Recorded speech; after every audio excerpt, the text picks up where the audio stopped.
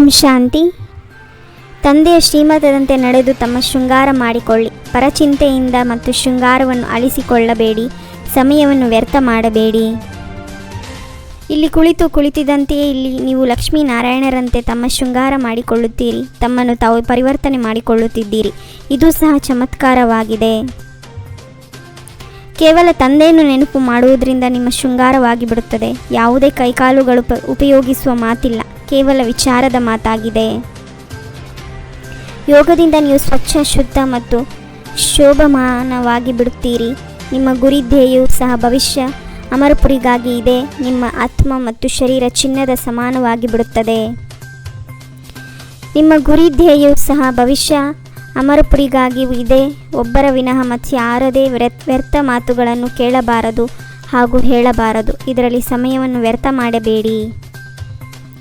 ನೀವು ನಿಮ್ಮನ್ನು ಶೃಂಗಾರ ಮಾಡಿಕೊಳ್ಳುವುದರಲ್ಲಿಯೇ ತೊಡಗಬೇಕು. ಬೇರೆಯವರು ಮಾಡಿಕೊಳ್ಳುತ್ತಿದ್ದಾರೆಯೋ ಅಥವಾ ಇಲ್ಲವೋ ನೋಡಬಾರದು. ಕೆಲವರಂತೂ ಇನ್ನೂ ಹಾಳು ಮಾಡಿಕೊಳ್ಳುತ್ತಾರೆ. ನೀವು ಶೃಂಗರಿಸಿಕೊಂಡಿದ್ದೀರೆಂದರೆ ಅನ್ಯರಿಗೂ ಸಹ ದಾರಿಯನ್ನು ತೋರಿಸಬೇಕು. ಕೆಲವರು ತಮ್ಮ ಶೃಂಗಾರವನ್ನು ಮಾಡಿಕೊಳ್ಳುವುದಿಲ್ಲವೆಂದರೆ ಅನ್ಯರ ಶೃಂಗಾರವನ್ನು ಸಹ ಹಾಳು ಮಾಡಿಬಿಡುತ್ತಾರೆ. ಅದ್ಭುತ ತಂದೆಯೇ ನಿಮಗೆ ಎಂತಹ ಶೃಂಗಾರ ಮಾಡುತ್ತೀರಿ ಎನ್ನುತ್ತಾ ಹೇಳುತ್ತಾ ಕುಳಿತುಕೊಳ್ಳುತ್ತಾ ಓಡಾಡುತ್ತಾ ತಮ್ಮನ್ನು ಶೃಂಗಾರ ಮಾಡಿಕೊಳ್ಳಬೇಕು. ನೀವು ಶಾಸ್ತ್ರಗಳನ್ನು ಒಪ್ಪುವುದಿಲ್ಲವೇ ಎಂದು ಕೇಳುತ್ತಾರೆ.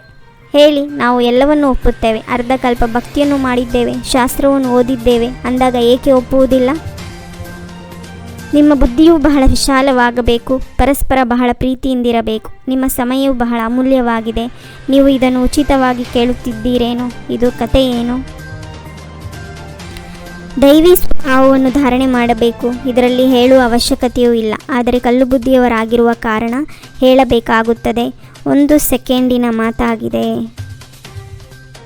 ಕೆಲವರು ತಿಳಿಸುತ್ತಾರೆ, ಬಾಬಾ, ನಿಮ್ಮ ಮಾಯೆ ಬಹಳ ಸತಾಯಿಸುತ್ತದೆ. ಅರೆ, ನನ್ನ ಮಾಯೆ ಎಲ್ಲಿದೆ? ಇದಂತೂ ಆಟವಲ್ಲವೇ? ನಾನು ನಿಮ್ಮನ್ನು ಮಾಯೆಯಿಂದ ಬಿಡಿಸಲು ಬಂದಿದ್ದೇನೆ. ನನ್ನ ಮಾಯೆ ಮತ್ತು ಯಾವುದೂ ಇದೆ?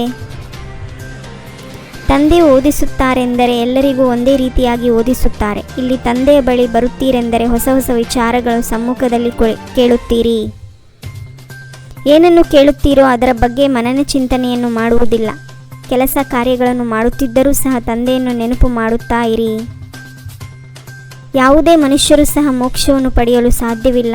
ಇದು ಅನಾದಿ ನಾಟಕವಾಗಿದೆ. ಪ್ರತಿಯೊಬ್ಬರು ತಮ್ಮನ್ನು ನಾನು ತಂದೆಯ ಮತದಂತೆಯೇ ನಡೆಯುತ್ತಿದ್ದೇನೆಯೇ ಎಂದು ಕೇಳಿಕೊಳ್ಳಿ.